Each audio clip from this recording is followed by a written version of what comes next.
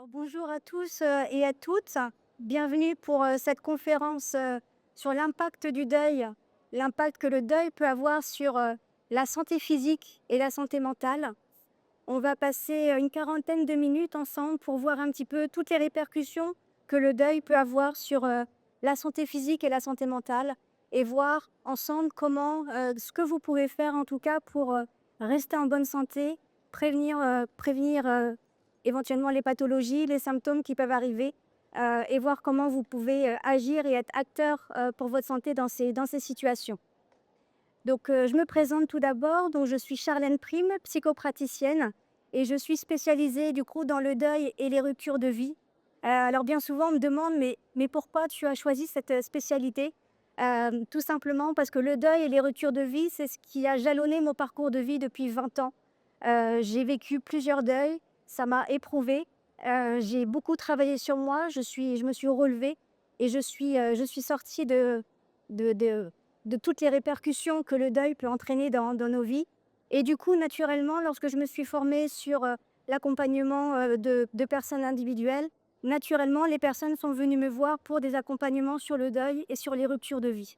Et donc, du coup, au bout d'un moment, ma voie était toute tracée et je me suis naturellement spécialisée dans ce domaine.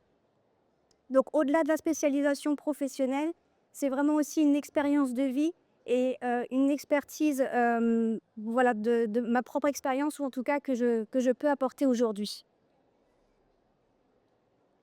Alors pour commencer, ce que je voudrais voir avec vous, c'est déjà de quoi on parle en fait quand on parle du deuil? De quoi il s'agit? Parce que bien souvent, je remarque que les gens, dès que je parle du deuil, ils vont avoir cette réaction de dire: bah oui, le deuil, c'est forcément le décès d'une personne. Le deuil, c'est tabou, le deuil, ça fait peur. J'ai souvent deux réactions, c'est soit on vient me voir pour en parler, soit au contraire, les personnes fuient parce qu'elles ne veulent absolument pas aborder le sujet.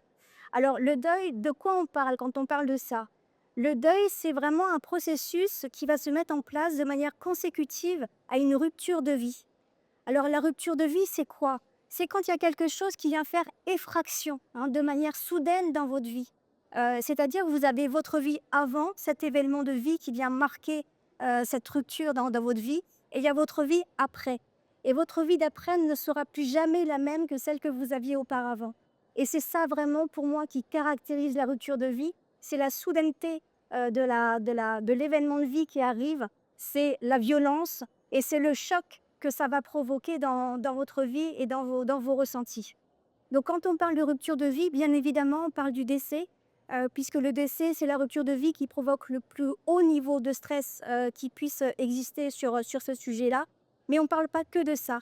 On va aussi parler des divorces, des séparations, on va parler de la perte de la santé, on va parler aussi de devenir proche aidant pour aider un membre de notre famille qui est impacté par la maladie et qui, par ricochet, vient bouleverser notre vie, tout simplement parce qu'il y a des soins à lui apporter et il y a tout un nouveau rythme de vie qui vient se mettre en place. Mais je vais même aller plus loin que ça. Dans la rupture de vie, on parle aussi du licenciement, on parle aussi du déménagement, qui peuvent être vécus comme de véritables ruptures, d'accord? Parce que ça se caractérise aussi par la violence. Alors, certes, le deuil au décès d'une personne se caractérise vraiment et se distingue parce qu'il y a ce côté irréversible, hein. C'est-à-dire que quand on perd une personne, on sait qu'on ne pourra plus la voir, on ne pourra plus la sentir, on ne pourra plus la toucher, on ne pourra plus partager avec elle. Et c'est pour ça que cette rupture de vie-là, elle a le plus haut niveau de stress répertorié, parce que c'est un véritable choc et c'est vraiment marqué par le côté irréversible de la situation. Pour autant, moi, je n'aime pas catégoriser les types de ruptures de vie, tout simplement parce que derrière, vous avez un divorce, vous avez la perte de la santé. Ça peut être extrêmement bouleversant pour la personne qui le vit. Et derrière ça, vous ne connaissez pas la vie de la personne avant cet événement de vie-là. C'est-à-dire qu'une rupture de vie supplémentaire, un divorce, une maladie, un déménagement, un licenciement, peut venir réactiver des deuils de personnes passées et non résolues et créer ce que l'on appelle un tsunami émotionnel et venir complètement désorienter la personne et la faire vivre une sorte d'effondrement intérieur. Donc pour moi, c'est vraiment important de souligner ça. Il n'y a pas de jugement à porter sur la rupture de vie. On ne peut pas dire un licenciement, c'est peut-être moins grave que je ne sais pas, qu'une maladie, un licenciement, c'est moins grave que la perte d'une personne. Alors certes, en apparence, oui, c'est moins grave, mais on ne connaît pas les répercussions que ça peut avoir sur le coup. On va faire un temps de questions-réponses. Plus près du micro, vous entendez pas bien? OK. Donc surtout, ce qui est important, c'est de ne pas avoir de jugement préétabli par rapport à la rupture de vie qui est vécue, parce que derrière, on ne sait pas ce qu'il y a eu derrière et ça peut réactiver plein de choses et des deuils non résolus. Donc la rupture de vie, je pense que vous avez bien compris tout ce que j'entendais par rupture de vie. Et à partir du moment où vous avez une rupture de vie, vous avez ce choc de cette rupture qui est arrivée, vous avez un stress intense. Et c'est là que le processus de deuil va commencer à s'enclencher. C'est là que le deuil va se faire. À la seconde même où la rupture de vie arrive, le deuil s'enclenche. Le deuil, c'est pas ce qui fait souffrir. Le deuil, c'est vraiment le processus de cicatrisation qui va venir penser votre blessure, qui va venir apaiser votre peine et votre souffrance. C'est un processus qui est au-delà de votre conscience, c'est-à-dire qu'il se fait de façon inconsciente, c'est au-delà de votre volonté, vous n'avez rien à faire. Même si vous refusez de rentrer dans le deuil de toute façon va quand même agir en souterrain et va quand même se faire. Si je peux prendre une comparaison, le deuil, ça va être la même chose que si vous vous cassez un bras. Quand vous vous cassez un bras, on va remettre votre bras droit, par exemple, on va le plâtrer. Et pendant les 45 jours de cicatrisation, pendant le temps où l'os doit se reconstituer, vous ne faites strictement rien. Il n'y a pas de processus conscient, il n'y a pas de processus volontaire. Et pourtant, l'os se reconstitue parce que le corps agit en souterrain et de façon inconsciente. Bien, c'est exactement la même chose dans le cadre du deuil. Le processus du deuil va venir penser votre blessure et va venir vous aider à cicatriser votre plaie, qui est une blessure émotionnelle. Je reviendrai sur le sujet tout à l'heure. Juste pour avoir un petit aperçu, est-ce que vous pouvez lever la main, les personnes dans cette salle qui sont actuellement en deuil, suite par exemple au décès d'une personne ou à une rupture de vie? Ok, merci. Alors, pour poursuivre et rentrer dans le vif du sujet, quels sont les impacts, quelles sont les répercussions du deuil sur la santé physique? Je vais donner plein de points de repère, mais c'est parce que bien souvent en cabinet, lorsque je reçois les gens, souvent on me dit: «Mais je ne comprends pas ce qui m'arrive, je suis en train de devenir fou, je ne comprends pas, j'ai plein de symptômes qui arrivent, c'est pas normal. L'événement, ça fait longtemps qu'il est arrivé et pourtant, je cumule tout un tas de choses et je ne comprends pas ce qui m'arrive». Et l'idée de cette conférence-là, c'est de vous donner vraiment des indications, de ce qui peut se produire, de ce qui peut arriver pour que vous puissiez aussi, vous, avoir des points de repère dans votre traversée du deuil. Alors, la première chose, c'est qu'on va observer des perturbations physiques qui vont arriver. Les premières, ça va être naturellement la perturbation de l'appétit. Et c'est bien normal, puisque je vous rappelle, vous avez vécu un choc et vous êtes soumis à un très haut niveau de stress. D'accord? Donc l'appétit va être perturbé. Soit vous n'aurez pas faim, vous n'aurez pas envie de vous faire à manger. Peut-être que vous avez perdu un conjoint, peut-être que suite à un divorce ou une séparation, vous êtes seul, vous faisiez à manger pour votre conjoint principalement et non pas pour vous. Ou peut-être que ça n'a tout simplement plus de sens pour vous de faire à manger juste pour vous seul. Dans tous les cas, l'appétit peut être perturbé, on peut absolument ne rien pouvoir manger parce que ça ne passe pas. Ou à l'inverse, ça peut être la tendance inverse, c'est-à-dire que vous pouvez avoir tendance à manger plus gras que d'habitude, plus sucré que d'habitude, avec des répercussions, bien sûr, sur la santé physique. Je pense notamment à une de mes clientes qui a perdu son mari il y a 1 an, qui est diabétique et qui, depuis le décès de son mari, forcément, pour aller se réconforter, a tendance à aller manger beaucoup plus sucré que d'habitude, ce qui a entraîné malheureusement l'aggravation de son diabète. Hein, vous voyez, c'est des choses comme ça qui peuvent arriver. La deuxième chose, rajouter du coup à une alimentation qui est peut-être pas très équilibrée, ça va être la perturbation du sommeil. Difficulté d'endormissement, réveil nocturne, parfois les deux cumulés. Vous pouvez vous réveiller le lendemain dans un état d'épuisement aussi intense que la veille quand vous vous êtes couché.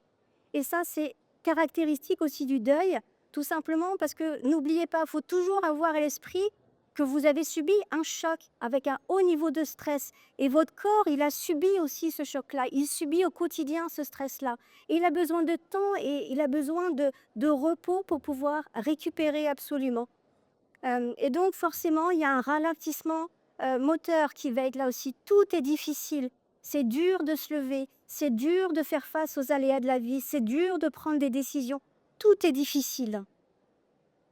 Euh, Quand on voit qu'on cumule des perturbations au niveau d'appétit, des perturbations au niveau du sommeil, naturellement, le corps n'a pas le repos qu'il faut, il n'a pas forcément le carburant non plus qu'il faut pour pouvoir fonctionner normalement.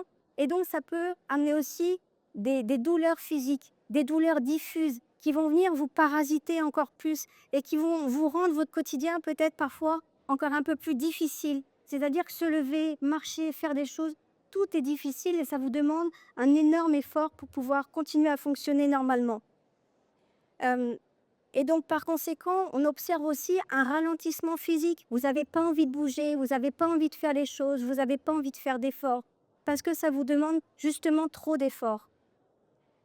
Les conséquences de tout ça, ça peut être une baisse du système immunitaire. Et donc, qui dit baisse du système immunitaire, dit aussi une vulnérabilité accrue par rapport au développement de pathologies, par rapport au développement de troubles et dans les cas les plus graves, par rapport au développement de maladies. Je voudrais revenir sur ce point, sur ce dernier point par rapport au développement de maladies, parce que quel est le lien entre le choc vécu, le stress subi et le développement de maladies? Je voudrais faire un focus un petit peu là-dessus.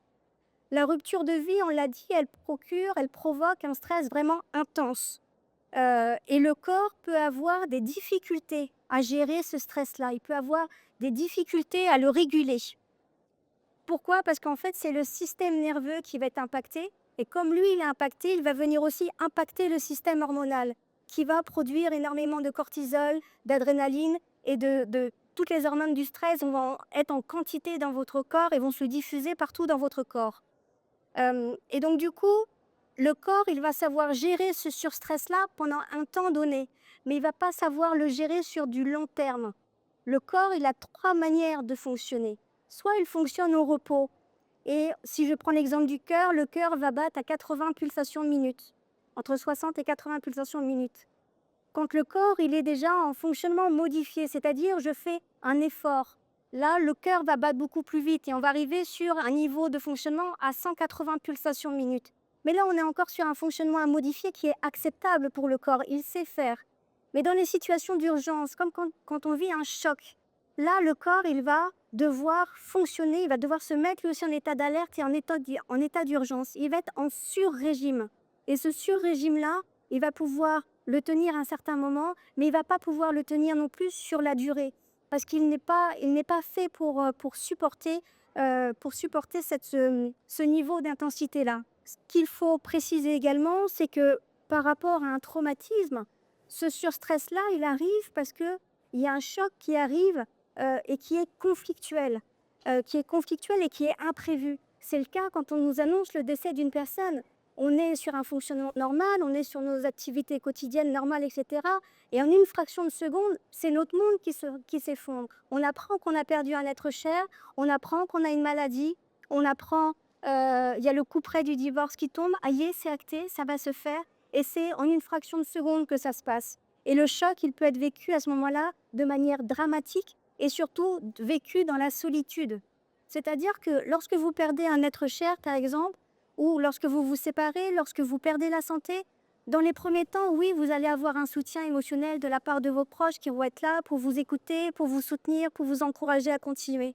Mais bien souvent, au bout de quelques semaines, quelques mois, l'écoute, elle est déjà beaucoup moins présente. Et on se retrouve seul avec toutes ces pensées, avec toutes ces émotions, avec tous ces ressentis, et on ne sait pas forcément quoi en faire. Et tout ça, ça participe à garder ce niveau de stress assez élevé et assez intense que vous pourrez vivre dans le quotidien. Et donc, la solution du corps pour pouvoir gérer ce surstress-là, c'est comme un compteur électrique, c'est exactement la même chose. Quand vous avez une surtension électrique, il fait quoi votre compteur? Il y a 2 solutions. Soit il disjoncte complètement et tout est coupé, soit c'est un fusible en particulier qui va disjoncter. Et bien, le corps, il va fonctionner exactement de la même manière. C'est-à-dire que de façon inconsciente, il va préférer faire disjoncter une partie de votre corps plutôt que de faire disjoncter l'intégralité du corps. Et donc, c'est en cela qu'à partir de ce moment-là, comme il va prendre ça comme une solution de secours, la maladie va être une porte de sortie pour évacuer ce surstress qu'il n'arrive plus à gérer. Et il va préférer avoir une partie du corps qui fonctionne moins bien plutôt que d'altérer tout le fonctionnement du corps. Ce qu'il faut comprendre, c'est que dans ces cas-là, la maladie, la pathologie, le symptôme vient vraiment comme une alerte qui montre qu'il y a quelque chose d'encore plus douloureux à gérer. Et ce plus douloureux-là, c'est la situation de vie que vous avez perdue. C'est la personne que vous avez perdue. C'est le manque et le vide que ça crée.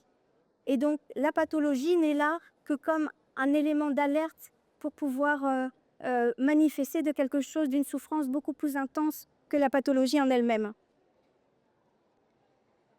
Alors, on pourrait dire que cette maladie, elle est perçue vraiment par le corps comme ce qu'on appelle le choix du moindre mal. C'est je préfère encore souffrir à un certain endroit de mon corps plutôt que de disjoncter complètement ou plutôt que de faire face à la souffrance à laquelle je suis confrontée. Alors, je ne veux pas être alarmiste parce qu'il n'y a pas non plus à dramatiser la situation. Tous les endeuillés ne déclarent pas de pathologie, de symptômes ou de maladie suite à la perte d'une situation de vie ou à la perte d'un être cher. D'accord ? Et je parle bien d'une situation de surstress qui perdure dans le temps. On est sur des déclenchements de maladies à 12 à 24 mois.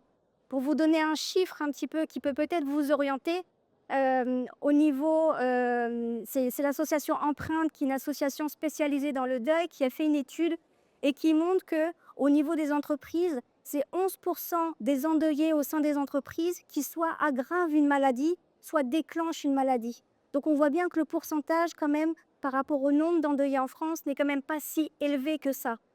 Pour autant, ce qu'il faut retenir en tête, c'est garder cette notion de surstress à gérer. Et comment je fais pour gérer ce stress-là, qui peut être vecteur de pathologie et de maladie, pour justement rester en bonne santé. Alors, il y a un tableau de gestion du stress qui existe et que je pourrais vous fournir si vous le souhaitez. C'est un tableau qui répertorie en fait les situations stressantes dans la vie, qui répertorie notamment les ruptures de vie. Et chaque rupture de vie est codifiée avec un nombre de points de stress attribués. Et pour vous donner un exemple, le décès, ça représente 100 points de stress, ce qui est très conséquent. Surtout parce que dans certaines situations de vie, ça a été d'ailleurs mon cas, vous vivez le décès d'une personne, vous êtes à 100 points de stress et vous n'avez toujours pas réussi à gérer le décès de cette personne-là et à faire votre deuil, que malheureusement, il y a un autre deuil, il y a un autre décès dans la famille ou dans les proches qui arrivent et qui vient rajouter encore un surstress, en sachant que chaque nouvelle rupture de vie et chaque nouveau décès vient réactiver les premiers. Donc on voit vite qu'en fait, l'échelle de stress, elle peut monter très très vite. En sachant que c'est la même chose, vous vivez un deuil, mais les aléas de la vie, eux, ils continuent. Vous vivez le stress du deuil, mais les aléas de la vie continuent. Il y a des enfants à gérer, il y a des factures, il y a le travail à faire, il y a les aléas de la vie à gérer qui sont eux aussi générateurs de stress. Et tout ça, ça vient se cumuler. L'idée de ce tableau-là, je la trouve vraiment bien. C'est qu'en fait, avec ce tableau, ça répertorie les différents événements de vie qui sont source de stress et vous allez pouvoir comptabiliser les points de stress que vous cumulez. Au-delà d'un seuil de 200 points, ça commence à être un signe d'alerte que là, le niveau de stress que vous êtes en train d'emmagasiner et de gérer commence à devenir trop important. Lorsqu'on atteint les 300 points, là, le signal d'alarme est vraiment en rouge, c'est-à-dire qu'il y a quand même le risque est élevé de déclencher des pathologies derrière. Et c'est intéressant d'avoir ce tableau-là pour pouvoir aussi se positionner et prévenir sa santé. Par rapport à ça, ce que je voulais préciser, c'est pour moi, dans le deuil, il y a vraiment cette notion de stress à gérer qui est extrêmement importante parce qu'on sait que le stress favorise le développement de pathologies. La première chose que je dis toujours, c'est écoutez-vous. Et lorsque vous avez des impressions, des intuitions de vous dire mais je ne vais pas pouvoir continuer à ce rythme-là, c'est pas possible, je n'en peux plus, je suis fatiguée, je suis épuisée, je suis dans un état de tension trop important, je ne pourrai pas passer encore 6 mois comme ça, je ne vais pas tenir. Et n'attendez pas surtout que les pathologies ou les symptômes arrivent. Prenez tout de suite rendez-vous avec votre médecin, parlez-lui de la situation et faites un check-up avec lui pour déjà être bien en amont des symptômes, si symptômes il y a par la suite. Ça, c'est le premier conseil que je peux donner. Le deuxième conseil que je peux donner, c'est qu'il va falloir prendre des mesures pour gérer votre stress. On l'a vu, le processus de deuil est un processus inconscient qui se fait d'une manière ou d'une autre. Ça, vous n'avez pas la main dessus. Par contre, il y a tout ce que vous pouvez faire pour soutenir ce processus-là, toutes les activités que vous pouvez faire. Une des premières activités qui est possible pour tout le monde, ça va être déjà de faire de l'activité physique. Alors l'activité physique, c'est ne serait-ce que d'aller marcher 20-30 minutes par jour. Alors j'entends déjà des personnes qui pourraient me dire: «Oui, mais moi Charlène, j'ai pas la foi, j'ai pas l'énergie, j'ai pas le courage, je veux juste rester tranquille chez moi, j'ai pas envie de sortir, j'ai pas l'énergie pour ça». Alors ce que je propose, moi, c'est de voir le paradigme différemment et non pas sur la question de: «Est-ce que j'ai envie de faire ou est-ce que je n'ai pas envie de faire?» mais est-ce que c'est utile pour moi de le faire ou est-ce que c'est pas utile pour moi de le faire? Et en l'occurrence, avoir de l'activité physique, ça va être utile pour votre corps, pour qu'il soit en mouvement, pour l'aider à gérer les toxines, pour l'aider à gérer le stress et à réguler le stress. Donc toujours voir la question sous l'angle de: est-ce que c'est utile ou est-ce que ça n'est pas utile pour moi? Et du coup, ça change un petit peu la donne pour pouvoir se mettre en action. Je vais avoir d'autres recommandations à vous donner également, avec des activités peut-être un petit peu plus passives. N'hésitez pas, on est au Salon des médecines douces, n'hésitez pas à aller solliciter des thérapeutes, comme je pense à la réflexologie plantaire. Vous allez recevoir un soin, c'est passif. Et pour autant, avec des moyens de pression sur différentes zones du pied, la thérapeute va pouvoir venir stimuler les différents organes, va pouvoir venir réguler le stress, va pouvoir venir réguler aussi la fatigue qui s'accumule et qui vient altérer le fonctionnement de vos organes. Ça va pouvoir être aidant et soutenant aussi pour votre corps. Je pense aussi à la sophrologie qui va pouvoir venir vous aider sur la régulation du sommeil, sur la régulation du stress. Mais pourquoi pas avoir plus large aussi, les soins énergétiques. N'hésitez pas à avoir recours à ce type de soins parce que ça va venir alléger votre stress. Ça ne va pas vous faire l'impasse du deuil. Vous ne pouvez pas faire l'impasse, il va falloir le traverser. Mais vous avez la main, vous, pour pouvoir aider ce processus-là et faire en sorte de traverser cette phase-là de votre vie de manière la plus, comment dire, je ne vais pas dire la plus douce, mais en tout cas trouver des solutions pour vous soulager le plus possible dans cette phase qui est déjà difficile pour vous.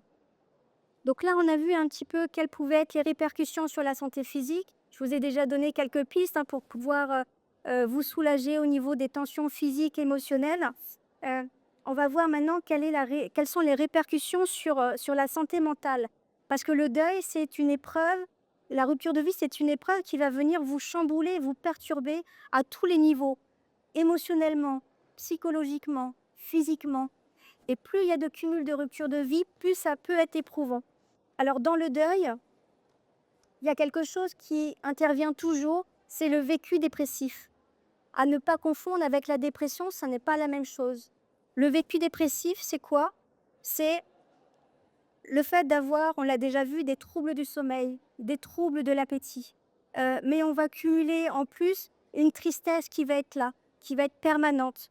On va aussi cumuler des difficultés de concentration, de mémorisation. Pour certaines personnes, ça va aller aussi avec une baisse de la libido. Tous ces symptômes-là sont des marqueurs de l'humeur dépressive que vous pouvez avoir face au deuil. Pour autant, malgré ces symptômes-là, on arrive à maintenir un fonctionnement affectif, social, professionnel, relationnel à peu près normal. On arrive, même s'il y a des moments où c'est très compliqué, on arrive à maintenir tout ça bon an mal an. Dans le vécu dépressif, il y a ce phénomène d'oscillation, comme ça fonctionne par vagues. Il y a des moments où vous allez être dans le creux de la vague et vous allez vous dire, mais je ne vais pas y arriver, j'en peux plus, j'ai plus de perspective, je suis dans le brouillard, ma vie, elle est finie. Vous n'arrivez même pas à vous projeter sur la semaine d'après. Chaque journée est difficile. Et en même temps, vous allez avoir des périodes où vous allez être sur le haut de la vague et vous allez vous dire, bah si, en fait, finalement, ça va, je m'en sors, j'arrive à faire face. C'est pas facile tous les jours, mais j'y arrive. Et vous allez avoir ces vagues-là qui vont venir vous chahuter pendant toute la période du deuil. On voit que c'est juste un vécu dépressif dans ces moments-là, tout simplement parce que ces phases sont de plus en plus courtes dans le temps et elles sont vécues avec de moins en moins d'intensité. Mais ça, c'est quelque chose qui est vraiment propre au deuil et dont on ne peut pas faire l'impasse non plus. On ne peut pas faire l'économie de ça. Ça fait partie de ce processus-là. Malgré tout ça, j'ai dit, vous allez quand même réussir à fonctionner bon an, mal an, normalement. Et un indicateur que vous n'êtes pas dans la dépression, c'est que les événements heureux qui arrivent dans votre vie, vous allez réussir à les vivre aussi pleinement. Une nouvelle naissance, une bonne nouvelle, vous allez percevoir, vous allez ressentir la joie de cet événement-là. Et ça, c'est vraiment un marqueur important qui différencie le vécu dépressif et la dépression. Donc dans le vécu dépressif, c'est pour ça qu'on n'a pas besoin d'avoir recours à des antidépresseurs. Et ça va être important. Pour moi, c'est important de le souligner parce que les antidépresseurs, l'idée, c'est qu'en fait, ça va vous rendre constant au niveau des émotions. Il n'y aura pas de fluctuation. Or, le deuil, c'est une blessure émotionnelle et l'émotion, elle a besoin de sortir. Elle a besoin d'être exprimée. Si vous prenez des antidépresseurs alors que vous n'êtes pas en dépression, le risque, c'est que le jour où vous allez les arrêter, toutes les émotions vont ressortir en fait parce qu'elles ont été mises sous cloche. Donc, je sais que c'est dur. La traversée du deuil, je sais qu'elle est difficile. Je sais qu'il y a des moments d'oscillation qui sont vraiment compliqués à passer. Mais pour autant, ça reste une traversée qu'il faut faire et dont on ne peut pas faire l'économie, dont on ne peut pas faire l'impasse. Pour autant, il y a certaines situations où on peut tomber en dépression à cause d'une rupture de vie. Parce qu'on a des circonstances de vie qui font que c'est compliqué pour nous, parce qu'on a une histoire de vie qui a été difficile, parce qu'on a certaines vulnérabilités. Et à un moment donné, ça peut créer un effondrement intérieur. Soit parce que on est arrivé au niveau de stress maximum qu'on est capable d'atteindre et qu'en fait, on n'arrive plus à gérer, c'est trop pour nous. Et il y a un effondrement intérieur qui s'opère. Et dans ce cas-là, on n'est plus sur du vécu dépressif, mais on est bien sur de la dépression. Mais les symptômes ne sont pas les mêmes. On va retrouver bien évidemment la perte d'appétit, les difficultés de sommeil, on va retrouver la tristesse, mais ça va être vécu d'une manière beaucoup plus intense, beaucoup plus profonde. Et ça va être... voilà, il va y avoir à cela une culpabilité intense qui va venir se rajouter à tout ça. Vous allez vous sentir coupable de choses dont vous n'êtes en réalité pas coupable. Et cette culpabilité-là, elle peut être vraiment envahissante et vécue de manière très intense. Vous allez avoir une baisse de l'estime de vous également, c'est-à-dire un sentiment que vous n'avez plus de valeur. Et le troisième marqueur de cette dépression-là, ça va être la perte de sens. Il n'y a plus de sens à se lever. J'ai pas de valeur, la vie n'a plus de saveur, la vie n'a plus de goût, la vie n'a plus de sens. Et donc, rajouté à tout ça, vous avez bien sûr les idées suicidaires qui peuvent arriver lorsque la dépression commence à prendre une tournure vraiment importante. Les idées suicidaires, vous allez les avoir également sur le vécu dépressif, mais ça va être très ponctuel, ça va être une idée comme ça. Ça va être peut-être dans l'envie de rejoindre la personne qui est partie. Mais ça va être vraiment très ponctuel et ça ne va pas venir vous parasiter. Dans la dépression, c'est autre chose. L'idée du suicide, elle est là en permanence, elle est là tous les jours. Vous allez peut-être aller vous renseigner sur des sites pour savoir ce que c'est que le suicide, comment vous pouvez faire. Vous voyez, il y a une mise en acte pour le passage à l'acte. Si vous en arrivez à ce stade-là, il y a urgence, et j'insiste sur ce mot, il y a urgence d'aller consulter un médecin, un psychologue, un psychiatre, les urgences psychiatriques, les centres médico-psychologiques. Il ne faut pas rester comme ça. De la même manière que si vous voyez qu'une personne de votre entourage commence à avoir des idées noires, commence à avoir un comportement qui change, parce que dans la dépression, le fonctionnement habituel, relationnel, professionnel, affectif est complètement altéré. D'accord? La personne n'arrive plus à fonctionner. Elle a beau se battre au quotidien pour essayer d'y arriver, elle n'y arrive pas. Et donc, il ne faut pas hésiter dans ces cas-là à aller questionner la personne. N'ayez pas peur de le faire. Ce n'est pas parce que vous parlez du suicide à une personne qu'elle va passer à l'acte. Bien au contraire. Ça peut rendre le sujet ouvert et éviter justement ce passage à l'acte. Donc n'hésitez pas, quand vous voyez qu'une personne ne va pas bien, posez-lui la question. Mais est-ce que tu as des idées suicidaires? Oui, non. Et est-ce que tu sais? Est-ce que tu as déjà projeté? Est-ce que tu sais comment tu vas le faire? Et est-ce que tu as déjà envisagé une date? Est-ce que toutes ces questions-là, c'est pour savoir quel est le niveau de risque du passage à l'acte. Et j'ai envie de dire, dès qu'il y a des idées suicidaires qui sont permanentes, quotidiennes, etc., c'est le premier niveau, il ne faut pas attendre. Il faut vraiment aider cette personne à aller chercher du soutien pour pouvoir traverser cette période-là. Donc ce que je disais également, c'est que avec tout ça, tout le fonctionnement habituel de la personne est perturbé. d'accord? Le fonctionnement professionnel, le fonctionnement familial, le fonctionnement émotionnel, tout est perturbé. Et une autre manifestation de la dépression, c'est qu'en fait, la personne, elle est insensible aux événements heureux qu'elle peut vivre. Un mariage, une nouvelle naissance, une bonne nouvelle, elle est insensible. Parce que malheureusement, la dépression est une maladie et cette maladie s'installe de façon insidieuse. C'est comme si à l'intérieur de vous, tout était éteint. Il n'y a plus rien qui vibre, il n'y a plus rien qui fonctionne. Et dans la dépression, la seule chose que la personne ressent, c'est la souffrance, c'est la douleur qui ne la quitte jamais, qui est là H24. C'est de la douleur psychologique, c'est de la douleur émotionnelle, c'est de la douleur physique. Et tout le reste est éteint, il n'y a plus rien qui vibre. Et toute la difficulté pour cette personne-là, c'est qu'au niveau social, il y a un masque, ça ne se voit pas. Donc bien souvent, on a du mal à se faire entendre dans ces moments-là. Mais si vous percevez des choses qu'une personne dit et qui sont anormales, qui vous met la puce à l'oreille, etc., la laissez pas de côté, allez investiguer, posez des questions. Si vous-même, vous êtes dans cet état-là, allez consulter parce qu'il y a vraiment urgence. Plus tôt la dépression elle est prise en charge et plus tôt en fait on s'en remet. Plus on attend, plus elle s'installe, plus elle devient profonde et plus on met de temps à remonter la pente. Et donc, comment faire dans ces cas-là? Alors, la première chose, le deuil, c'est vraiment un facteur qui va venir aussi créer encore plus d'isolement et de repli sur soi. Parce qu'à un moment donné, on est tellement pas bien qu'on n'a pas envie de sociabiliser, on n'a pas envie d'aller voir les amis. Parce que, comme j'ai dit, ça nous coûte en énergie, ça nous donne, ça nous fait faire un effort trop important.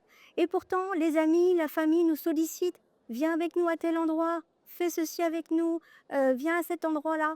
Mais on peut refuser l'événement une fois, deux fois, mais à un moment donné, on a besoin de ce soutien social aussi pour passer cette épreuve. Et donc, je repropose encore cette solution de ne pas penser en est-ce que j'ai envie d'y aller ou est-ce que je n'ai pas envie d'y aller, mais est-ce que c'est utile pour moi d'y aller? Et oui, ça va être utile d'avoir ce réseau social-là autour de vous pour pouvoir vous aider, pour pouvoir vous soutenir dans cette épreuve qui n'est pas anodine et qui peut perturber profondément. Ça, c'est la première chose que je voulais dire. La deuxième chose, c'est qu'il existe plein d'associations que vous pouvez solliciter pour participer à des groupes de parole avec des personnes qui vivent la même chose que vous. N'hésitez pas à les solliciter parce que ça, vous allez bénéficier de la force du groupe. Vous allez sortir de l'isolement, vous allez être avec des personnes qui vivent la même chose que vous. Elles vont être votre miroir et elles vont vous donner la force de continuer à avancer. Et ça, c'est un soutien qui est inestimable. Bien évidemment, en troisième point, vous avez des thérapeutes comme moi qui sont spécialisés sur le sujet et qui vont vous aider à traverser le deuil, à traverser les répercussions, les difficultés relationnelles qui en découlent, les difficultés professionnelles qui en découlent, les difficultés affectives, mais qui vont aussi vous apporter tout le soutien émotionnel et psychologique dont vous avez besoin pour pouvoir juste traverser cette épreuve-là. L'accompagnement du deuil, c'est pas de la psychothérapie. On va pas aller retravailler sur votre histoire, sur votre enfance, vos parents, etc. C'est pas le sujet.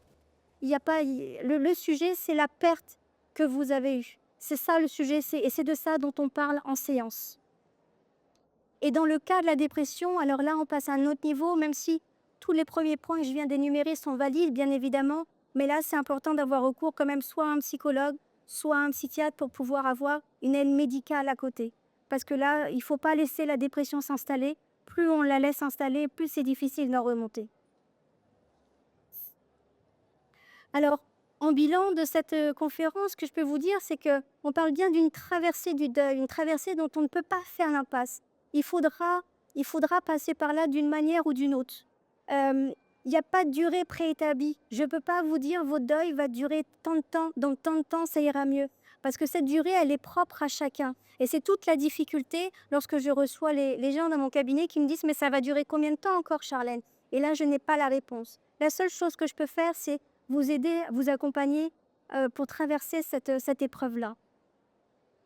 Et bien évidemment, dans le deuil, il y a des étapes qui vont être plus difficiles que d'autres. Je donne un ouvrage par la suite si vous voulez avoir des informations sur les étapes du deuil que vous pourrez aller consulter pour pouvoir vous repérer dans le temps. On est bien sur une blessure émotionnelle qui doit s'exprimer.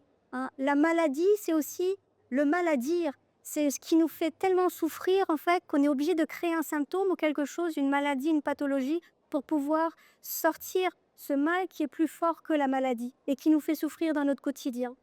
On a vu que c'était aussi une grande source de stress. Et donc pour ça, il n'y a rien de mieux que d'avoir recours à des techniques de gestion du stress pour vous aider dans ce processus-là. Vous aider au niveau psychologique, au niveau émotionnel, mais aussi au niveau physique. Et ça va être quelque chose d'extrêmement important parce que vous pouvez être acteur aussi. Vous avez la main pour pouvoir prendre soin de votre santé dans ces situations-là. Et enfin, ce que je voulais préciser, c'est que le travail de deuil va venir en soutien au processus de deuil, c'est-à-dire à ce qui se fait de manière inconsciente. Trouvez la manière qui va venir vous soulager le plus, qui va venir vous aider le plus. Je sais qu'il y a des différences entre les hommes et les femmes. Les femmes qui ont besoin de plus verbaliser, de plus s'exprimer, de mettre des mots. Les hommes qui, bien souvent, sont un peu plus dans l'action. Ils n'ont pas forcément ce besoin-là de parler, de s'exprimer. Des fois, faire des activités avec des copains, rien que ça, pour eux, ça les soutient et ça les aide. Donc, il n'y a pas de formule magique. Il y a choisir ce qui vous fait du bien à vous et ce qui va vous permettre de traverser cette épreuve-là de la manière la plus, comment dire, la plus soulageante possible. Alors, je vous ai mis ici 3 ouvrages que vous pouvez aller consulter. Celui-ci de Christophe Fauré, Vive le deuil au jour le jour, c'est un incontournable. Pour toutes les personnes qui ne le connaissent pas, je vous invite soit à acheter ce livre, soit à aller regarder sa conférence sur YouTube, parce qu'il explique toutes les étapes du deuil. Ça va vous permettre de vous situer, ça va vous permettre d'avoir des repères pour pouvoir vous situer dans votre deuil et voir que ce que vous vivez, ce n'est pas anormal, ça fait juste partie de la rupture de vie et du deuil que vous traversez. Les 2 autres, le décodage des maladies et l'origine et prévention des maladies, si vous voulez en savoir plus sur comment un choc et comment le stress génère des pathologies derrière. C'est extrêmement bien expliqué, c'est que des ouvrages qui sont hyper accessibles, hyper pratiques et qui vont vous apporter vraiment des clés de compréhension. Je vous remercie pour votre écoute et je pense qu'il doit nous rester peut-être un petit peu de temps. Voilà, il nous reste encore une dizaine de minutes. Si vous avez des questions, je vous propose qu'on puisse avoir un temps d'échange. En fait, ne devient pas pour un deuil, il devient pour une préparation de deuil, là, puisque j'ai mes parents qui sont âgés. Mais voilà, comment dire que c'est tout ça. Alors, c'est une très bonne question. Comment se préparer au deuil? Malheureusement, on ne s'y prépare jamais. C'est-à-dire qu'on a beau savoir qu'il y a une échéance qui va arriver, on n'est jamais préparé à l'absence, on n'est jamais préparé au décès d'une personne. Ce que j'ai envie de vous dire, c'est faites et dites à vos parents ce que vous avez besoin et envie de leur dire. Passez du temps avec eux aussi souvent que vous pouvez pour profiter des instants que vous avez encore avec eux. Euh, Si vous avez envie d'aller les voir, si vous avez envie de faire des choses avec eux, si vous avez envie de leur proposer, je ne sais pas, dans leurs derniers instants de vie, des choses particulières, des soins particuliers, vous savez que ça va les soulager, ça va leur faire du bien ou ça va leur apporter quelque chose. Faites ce qui vous semble juste pour ne pas avoir de regret derrière de ne pas avoir fait. Parce que le regret, c'est quelque chose qui va venir enquister un petit peu la perversité du deuil. Toutes les circonstances autour du décès sont extrêmement importantes parce que en fonction de la manière dont on vit le décès d'un proche, des circonstances autour, ce qu'on a dit ou ce qu'on n'a pas dit, ce qu'on aurait voulu dire et qu'on n'a pas osé dire, ce qu'on aurait voulu faire et qu'on n'a pas pris le temps de faire, tout ça en fait, après derrière, ça va venir vous enquiquiner. Donc surtout, il n'y a pas de préparation type parce qu'on n'est jamais prêt, même quand on connaît l'échéance, même quand on sait que c'est inévitable, ça va arriver. Il y a toujours ce temps à un moment donné où la rupture, elle est là, le décès, il est là, l'absence, elle est là. Et il y a ce processus de deuil qui se met en route. Mais ça peut se faire de manière quand même plus douce dans le vécu, dans le ressenti, quand on sent qu'on a fait le maximum qu'on pouvait faire, qu'on sent qu'on a été juste dans ce qu'on a fait, dans ce qu'on a donné. Et ça peut être quand même une source d'apaisement pour la suite. Je m'excuse. J'ai repère en cabine. Je pleurais. Et j'ai l'impression d'avoir également l'impression d'avoir perdu tous mes repères, en fait d'être revenue sur la surprise. Et je ne sais pas comment m'en sortir. Vraiment. Ouais. Alors, ce que vous dites, madame, c'est qu'effectivement, la perte de votre ami a perturbé tous vos repères. Ce que j'ai compris aussi, hein, c'est qu'en plus de ça, vous êtes revenu sur Paris alors vous habitiez à l'étranger auparavant. Donc, en fait, là, il y a en plus 2 ruptures de vie, hein. Il y a la perte de repères liée au décès de votre ami, qui était un ami cher, mais en plus de ça, il y a le changement de pays avec un fonctionnement qui reste différent, des repères et des habitudes qui sont différentes. Hem La perte de repères, elle fait partie intégrante, malheureusement, du deuil. Il y a cette période, qu'on peut appeler la période de déstructuration, en fait. On perd tous nos repères, on ne sait plus comment faire. C'est pour ça qu'on n'arrive pas à se projeter, qu'on est dans le brouillard total, parce qu'on perd nos facultés à fonctionner de manière habituelle. Et dans ces facultés-là, il y a exactement ce dont vous parlez, il y a cette perte de repères et on ne sait plus comment faire. Alors comment traverser ça? C'est une traversée, c'est pareil, c'est, un passage qui est, récurrent et qui est obligatoire dans la traversée du deuil. Mais c'est toujours de pouvoir vous exprimer sur le sujet. Ça va être toujours le mot-clé, ça va être de chercher du soutien là où vous pouvez en avoir, auprès de votre famille, auprès de vos amis. Peut-être que vous avez des amis en commun, avec cette personne disparue, avec qui ça pourrait vous faire du bien aussi de parler, hein, de votre ami qui est parti.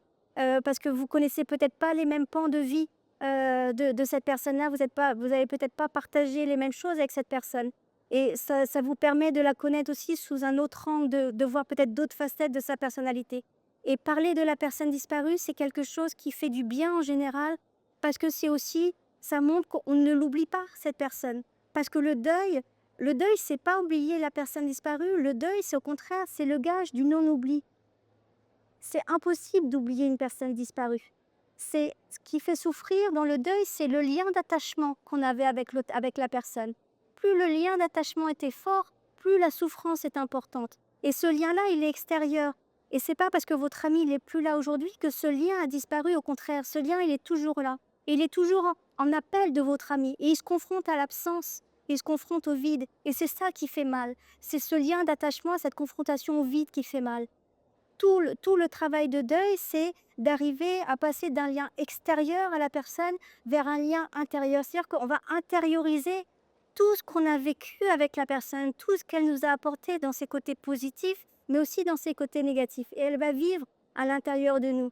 Mais ça, c'est seulement après un temps, un processus qui peut être plus ou moins long. Et tout ça, c'est le travail de deuil. Il sert à ça.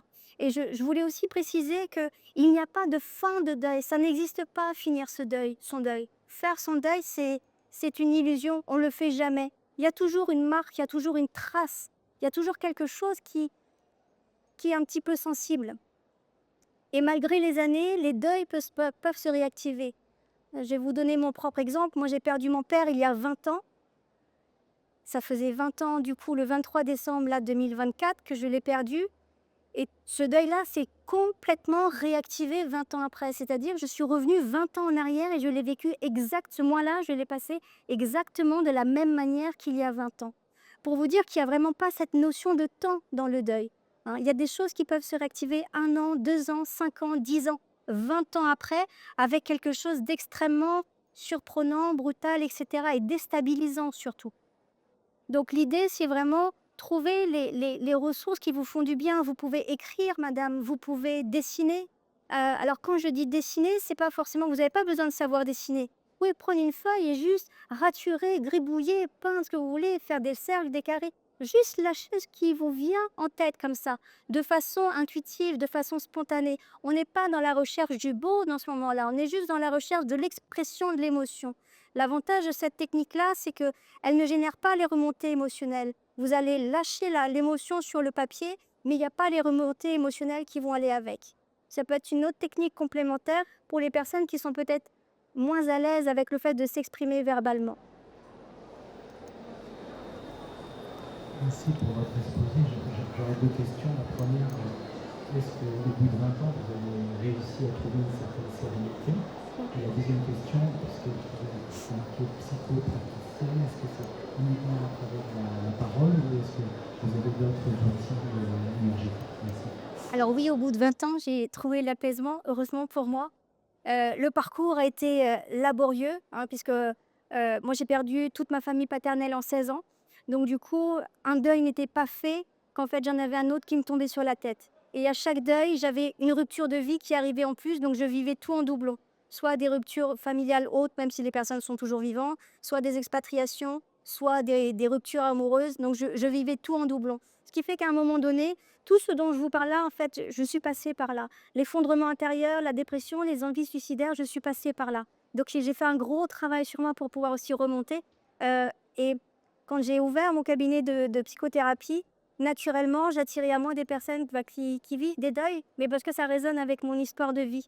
Et comme j'attire cette catégorie de personnes, on va dire à 90%, c'est pour ça que je me suis spécialisée et que je communique sur le sujet, parce que j'observe qu'il y a un vrai besoin. Mais par la parole, par la gestion du stress, par tout un tas de techniques qui vont venir vous faire du bien et qui vont à chaque fois apporter leur pierre à l'édifice, ça va venir vous apporter quelque chose. Chaque activité que vous allez faire va venir vous soutenir et va venir vous apporter quelque chose, soit de la compréhension, soit du soutien, soit de l'apaisement. Et donc c'est pour ça, n'hésitez pas à faire plein de choses et même à cumuler les pratiques si vous en ressentez le besoin, parce que ça va venir vraiment vous soutenir. Et donc oui, au bout de 20 ans, je suis remontée de tout ça. Et pour autant, je reste une personne comme tout le monde et je n'échappe pas à la règle de la mortalité. Hein. J'ai un ami qui est décédé il y a 10 jours, un ami très proche décédé il y a 10 jours d'un suicide. Oui. Et donc le deuil fait partie de la vie et me traverse également. Et à l'heure où je vous parle là, je suis moi-même en deuil. Vous voyez ? La deuxième question, c'était la question pour... Oui, la question pour être psychopraticienne. Alors, ça va être beaucoup par la parole quand même. Après, dans le cas de deuil traumatique, je pense notamment au suicide, je pense à des deuils où on a vu des images traumatisantes. Il va y avoir l'accès et le recours à l'EMDR aussi qui va être très aidant, hein, pour pouvoir déchoquer. En fait, parce que quand vous avez un deuil traumatique, il faut absolument traiter le trauma en premier avant de traiter le deuil. Alors, parce que vous ne pouvez pas faire votre traversée du deuil s'il reste le trauma qui est là. Parce que le trauma, il va être comme un clignotant qui va freiner en fait la traversée du deuil. Donc, il faut d'abord traiter le trauma et ensuite faire un accompagnement du deuil. Après, au niveau des techniques utilisées, ça peut être... alors, moi, j'utilise le dessin beaucoup, mais je vais utiliser aussi, dans certains cas, la psychogénéalogie. Je vais utiliser le décodage biologique pour aller chercher, hein, au niveau des symptômes corporels, quelle est l'émotion associée, qu'est-ce que le corps vient dire. Je vais utiliser ça également. Hein. Après, dans les psychopraticiens, il y a vraiment plein d'outils différents qui existent, plein d'approches différentes. Ça, c'est les miennes, mais d'autres thérapeutes vont proposer d'autres choses. Le dessin, ça serait l'art à travers le dessin, c'est le dessin de l'arbre, ou est-ce que c'est plus l'art-thérapie? Alors pour moi, le dessin, je l'utilise beaucoup avec la création de mandala. Voilà. Parce que la création de mandala, elle permet de se recentrer, elle permet de s'exprimer sur les émotions ressenties. Et derrière, je peux aussi en faire des interprétations pour voir, en tout cas, pour essayer de cibler les blocages qu'il peut y avoir et les lignes, en tout cas, que l'on peut, les axes, en tout cas, que l'on peut suivre pour essayer de surmonter cette épreuve-là. Oui. Comment passe-t-on de la non-acceptation à l'acceptation? Le temps. La question, c'est comment passe-t-on de la non-acceptation à l'acceptation? Et il n'y a que le temps qui fait ça. S'exprimer, verbaliser, faire des choses pour soutenir le processus de deuil. Malheureusement, il n'y a que le temps qui permet d'aller vers une sorte d'acceptation de l'irréversible. Merci à vous, je reste disponible. Il faut que je laisse la place, mais je reste disponible si vous le souhaitez par la suite.